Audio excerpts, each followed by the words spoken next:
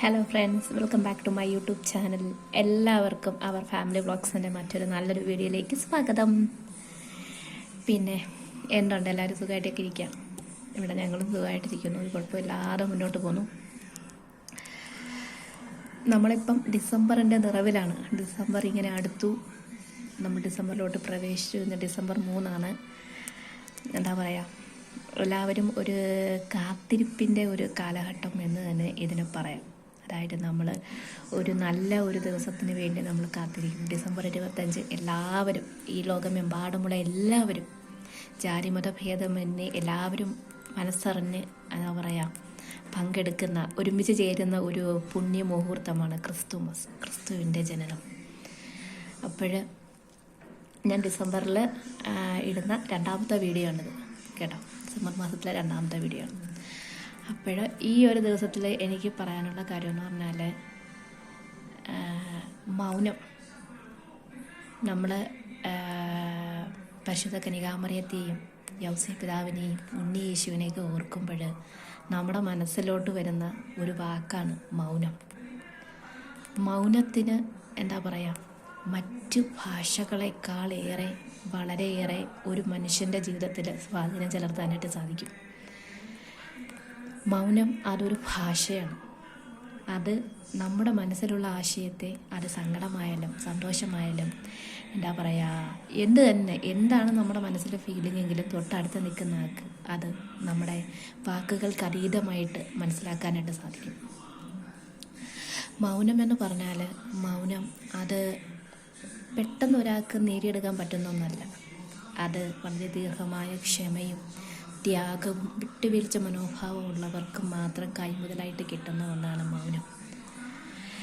മൗനം എന്ന് പറയുമ്പോൾ അതിനെ നമുക്ക് ജലാശയത്തിൻ്റെ ആഴത്തെ അർത്ഥമാക്കുന്ന രീതിയിൽ നമുക്കതിനെ പറയാം. അതായത് നമുക്കൊരിക്കലും ഒരു സമുദ്രത്തിൻ്റെ, ഒരു കടലിൻ്റെ ഒരു എന്താ പറയുക, അതിൻ്റെ ആഴം എത്രയുണ്ടെന്ന് നമുക്ക് നിർവചിക്കാനായിട്ട് പറ്റത്തില്ല. കാരണം അത് അത്രയും അഗാധത്തിലേക്ക് പോയിക്കൊണ്ടിരിക്കുക. അതുപോലെയാണ് മൗനം. മൗനം എന്ന് പറയുന്നത് അത് ഒരു നമുക്ക് നിർവചിക്കാനാവാത്ത ഒരു വികാരമാണ്. അത് വല്ലാത്തൊരു സന്തോഷമാണ് നമുക്ക് മൗനം. അതായത് നമ്മൾ ഏറ്റവും കൂടുതൽ സ്നേഹിക്കുന്ന ഒരാളോടും ഏറ്റവും കൂടുതൽ വെറുക്കുന്ന ആളോടും നമ്മൾ മൗനം 2 തരത്തിലായിരിക്കും നമ്മൾ പ്രതികരിക്കുന്നത്.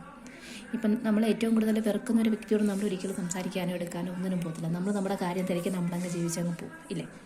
അപ്പോഴും നമ്മൾ അയാളെക്കുറിച്ച് ബോധപൂർവമാണ് നമ്മൾ അയാളോട് മിണ്ടാതിരിക്കുന്നത്. അതിന് എന്ന് പറയുമ്പം അതിന് നമ്മളൊരു എക്സ്ട്രീം ലെവലിൽ നമുക്കതിനെ പറയാൻ പറ്റും. ഈ നമ്മൾ ഏറ്റവും കൂടുതൽ സ്നേഹിക്കുന്ന ഒരു വ്യക്തിയെ നമ്മൾ 1 ദിവസം 2 ദിവസം 3 ദിവസം, എനിക്ക് തോന്നുന്നു അത്രയും ദിവസങ്ങളൊന്നും പോകേണ്ടി വരത്തില്ല. നമ്മൾ ഡെയിലി വിളിക്കുന്ന ഒരാളെ നമ്മൾ വിളിക്കാതിരിക്കുമ്പോഴത്തേക്കും തിരിച്ച് നമ്മളെ വെച്ചിട്ട് എന്ത് പറ്റി, എന്താ വിളിക്കാതിരിക്കുന്നത്, എന്തെങ്കിലും പറ്റിയോ എന്ന് തിരക്കുമ്പോഴും അതും ഒരു സ്നേഹം തന്നെയാണ്. അന്നേരം നമുക്ക് എന്താ പറയുക, മൗനം എന്ന് പറയുന്നത് അതൊരു പ്രത്യേക എന്താ പറയുക, ഹൃദയത്തിൽ നമ്മൾ കൊണ്ട് നടക്കേണ്ട ഒരു വികാരങ്ങളിൽ ഒന്ന് തന്നെയാണെന്ന് തന്നെയാണ് ഞാൻ പറയണേ. അപ്പോൾ നമ്മൾ നമ്മുടെ ക്രിസ്തീയ വിശ്വാസം അനുസരിച്ച് പറയാനാണെങ്കിൽ, നമ്മുടെ പരിശുദ്ധ കന്യകാമറിയം പല സന്ദർഭങ്ങളിലും മൗനമായിട്ട് എന്നെയോ കുറിച്ച് അഗാധമായിട്ട് ചിന്തിക്കുകയായിരുന്നു എന്നാണ് ബൈബിൾ വരെ സാക്ഷ്യപ്പെടുത്തുന്നത്. മനസ്സിലായില്ലേ? സംസാരിക്കാൻ അറിയാൻ പറ്റാത്ത മൂകയായ സ്ത്രീയായിട്ടല്ല ബൈബിൾ പറയുന്നത്. പക്ഷേ മൗനം അവിടെ മറിയത്തിന് അനിവാര്യമായിരുന്നു എന്നതുകൊണ്ടാണ് മറിയം അവിടെ മൗനമായിരുന്നത്.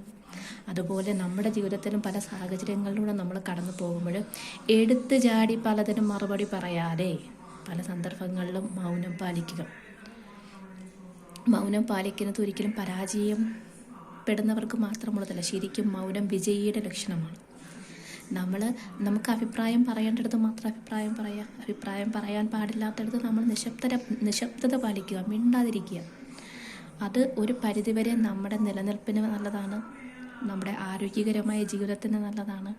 നമുക്കൊരു വ്യക്തി നമുക്ക് തരുന്ന എന്താ പറയുക ബഹുമാനം അത് കൂട്ടുന്നതിന് കാരണമാകും. എടുത്തു ചാടി നമ്മൾ എന്താ പറയുക അതിന് തർക്കുത്തരം പറയുമ്പോൾ, അതിന് മറുപടി പറയുമ്പോൾ മറ്റുള്ളവരുടെ മുമ്പിൽ നമ്മൾ മോശക്കാരാകും. ഒരു പക്ഷെ നമ്മൾ പറഞ്ഞത് ശരിയാണെങ്കിൽ പോലും നമ്മളെ അവർ എന്താ പറയുക പല ഒരു മോശമായ കണ്ണിലൂടെ നമ്മളെ നോക്കിക്കാണും. അപ്പോൾ ഈ ക്രിസ്മസിലോട്ട് നമ്മൾ വരുമ്പോഴത്തേക്കും അത് വളരെ ഒരു പ്രതീക്ഷയാണ് നമുക്ക് തരുന്നത്. ജീവിതത്തിൽ നമുക്ക് പ്രയാസങ്ങളും ബുദ്ധിമുട്ടുകളും സങ്കടങ്ങളും ഒക്കെ വരുമ്പോഴും നമ്മൾ മറ്റുള്ളവരോട് മറ്റുള്ളവരോട് എന്നിട്ട് എനിക്ക് ഇങ്ങനെയുള്ള ബുദ്ധിമുട്ടുകളുണ്ട്, ഇങ്ങനെയുള്ള കാര്യങ്ങളുണ്ട്, മറ്റുള്ളവരോട് പറഞ്ഞാൽ അത് പരിഹരിക്കപ്പെടുമോ? ഇല്ല. സോ ചില സന്ദർഭങ്ങളിൽ നമ്മൾ മൗനമായിരിക്കുക, മൗനത്തെ ഭജിക്കുക എന്ന് പറഞ്ഞാൽ മൗനമെന്ന് പറയുന്നത് അതൊരു പെട്ടെന്ന് ഒരു വ്യക്തിക്ക് കിട്ടുന്നതല്ല. ഞാൻ ആദ്യം പറഞ്ഞതുപോലെ പെട്ടെന്നൊരു വ്യക്തിക്ക് കിട്ടുന്നതല്ല മൗനം എന്ന് പറഞ്ഞാൽ. അപ്പോൾ മൗനമായിരിക്കേണ്ടടുത്ത് മൗനമായിരിക്കുക, പ്രതികരിക്കേണ്ടടുത്ത് പ്രതികരിക്കുക, ചിന്തകളെ നിയന്ത്രിക്കുക, നാവിനെ നിയന്ത്രിക്കുക, വികാരങ്ങളെ നിയന്ത്രിക്കുക. അങ്ങനെയാണെങ്കിൽ ജീവിതം വളരെ സന്തോഷകരമായിട്ട് മുന്നോട്ട് പോകുമെന്ന് തന്നെയാണ് എൻ്റെ വിശ്വാസം. അപ്പോഴും എല്ലാവർക്കും നല്ലൊരു ദിവസമായിരിക്കട്ടെ എന്ന് വളരെ ആത്മാർത്ഥമായിട്ട് ഞാൻ പ്രാർത്ഥിക്കുന്നു. പിന്നെ ഒരു ചെറിയൊരു കാര്യം പറഞ്ഞോട്ടെ. ഞാനിപ്പം ഏകദേശം ഒരു 1.5 വർഷമാകും ഞാൻ ഇപ്പം യൂട്യൂബിൽ വീഡിയോസ് ചെയ്യാൻ തുടങ്ങിയിട്ട്. എനിക്ക് ഇതുവരെ വളരെ മോശമായ ഒരു അനുഭവം യൂട്യൂബിൽ നിന്ന് ഉണ്ടായിട്ടില്ല. പക്ഷേ ഒരു സ്പെസിഫിക് ആയിട്ടുള്ള ഒരു പേഴ്സൺ എനിക്ക് അയാളുടെ ഐ ഡി എനിക്ക് മാ എന്നാണ് കിടക്കുന്നത്, EME. പുള്ളിക്കാരൻ വളരെ മോശമായിട്ടുള്ള കുറേ കമൻസൊക്കെ ഇടുന്നുണ്ട്. എനിക്ക് തോന്നുന്നു അത് പുരുഷനാകാനാണ് സാധ്യത കൂടുതലും.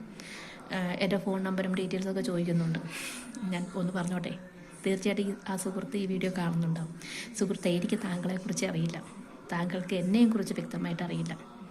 പിന്നെ നമ്മൾ ഇതൊരു ജോലിയാണ്. ഞങ്ങളെ സംബന്ധിച്ച്, ഞങ്ങളെപ്പോലുള്ള യൂട്യൂബേഴ്സിനെ സംബന്ധിച്ചിടത്തോളം ഞങ്ങൾ സന്തോഷിക്കുന്നു, ഞങ്ങളുടെ കൂടെ ഉള്ളവരെ ഞങ്ങൾ സന്തോഷിപ്പിക്കുന്നു. മനസ്സിലായില്ലേ?